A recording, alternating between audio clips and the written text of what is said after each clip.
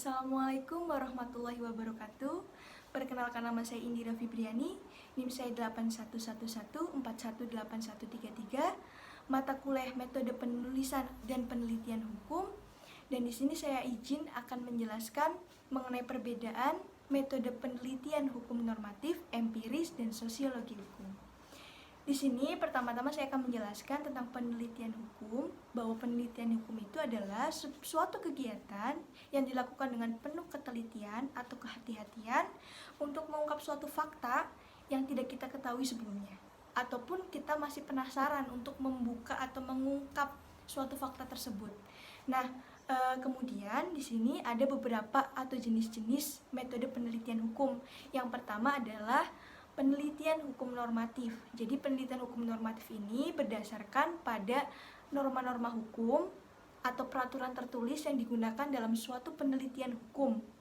Nah, jadi di sini itu menggunakan data sekunder yang berasal dari peraturan pemerintah atau peraturan perundang-undangan dan disertai dengan analisanya. Kemudian penelitian hukum empiris yaitu berdasarkan pada sikap perilaku masyarakat itu terhadap hukum. Jadi tujuannya sudah pasti untuk menelaah perilaku hukum di dalam masyarakat.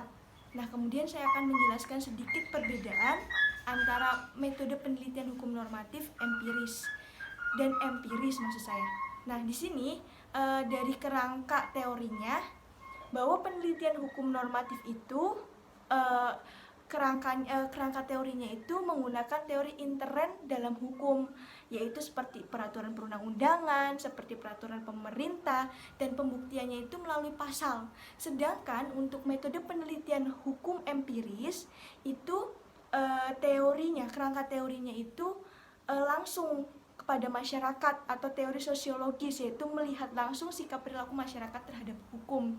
Kemudian dasar untuk menganalisanya. Dalam penelitian hukum normatif itu merujuk pada norma-norma hukum. Sedangkan penelitian hukum empiris itu merujuk pada sosiologi hukum, antropologi hukum, dan lain sebagainya. Kemudian menggunakan data yang digunakan dalam penelitian tersebut. Dalam penelitian hukum normatif, data yang digunakan itu data sekunder, artinya berasal dari studi kepustakaan, seperti halnya undang-undang ataupun teori-teori hukum. Sedangkan kalau untuk penelitian empiris, ini tuh dasarnya atau data yang digunakan itu data primer, artinya itu langsung dari masyarakat yang dilakukan melalui wawancara ataupun cara lainnya. Nah, kemudian sosiologi hukum sendiri itu ada hubungannya atau kaitannya dengan penelitian hukum empiris. Karena di sosiologi hukum ini ataupun di penelitian hukum empiris ini sama-sama berkaitan dengan masyarakat dan hukum. Jadi di sini tuh sosiologi itu bisa dapat berperan untuk membantu penelitian hukum empiris dalam membuka atau mengungkap perilaku sikap masyarakat terhadap hukum itu sendiri. Nah, di sini sudah terlihat bahwa sosiologi hukum ini dan penelitian hukum empiris ada kaitannya atau hubungannya. Jadi pada intinya sosiologi hukum ini mempelajari tentang hukum dan masyarakat ataupun hubungan timbal balik di antara keduanya. Terima kasih, sekian penjelasan dari saya.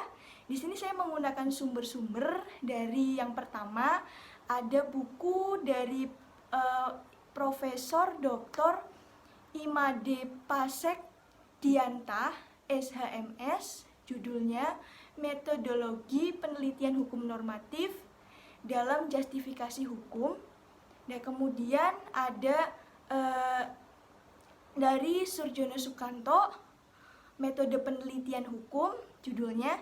Kemudian saya juga mengambil dari idtesis.com, judulnya Metode Penelitian Hukum Normatif dan Empiris. Terima kasih. Wassalamualaikum warahmatullahi wabarakatuh.